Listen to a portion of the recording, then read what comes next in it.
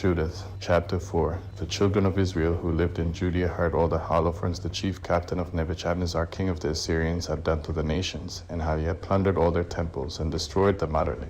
They were exceedingly afraid at his approach, and were troubled for Jerusalem and for the temple of the Lord their God, because they had newly come up from the captivity, and all the people of Judea were recently gathered together, and the vessels, the altar, and the house were sanctified after being profaned. And they sent into every coast of Samaria, to Cani, to Beth-horon, Belmain, Jericho, to Chobah, Esor, and to the valley of Salem. And they occupied beforehand all the tops of the high mountains, fortified the villages that were in them, and stored supplies for the provision of war, for their fields were newly reaped. Joachim the high priest, who was in those days at Jerusalem, wrote to those who lived in Bethulia and Betomstein, which is opposite Esdrael and toward the plain that is near to Dadaim, charging them to seize upon the ascents of the hill country, because by them was the entrance into Judea, and it was easy to stop them from approaching, inasmuch as the approach was narrow, with space for 2 men at the most. And the children of Israel did as Joachim the high priest had commanded them, as did the senate of all the people of Israel, which was in session at Jerusalem. And every man of Israel cried to God with great earnestness, and with great earnestness they humbled their souls. They, their wives, their children, their cattle, and every sojourner, hireling, and servant bought with their money put sackcloth on their loins. Every man and woman of Israel, including the little children and the inhabitants of Jerusalem, fell prostrate before the temple, cast ashes upon their heads, and spread out their sackcloth before the Lord.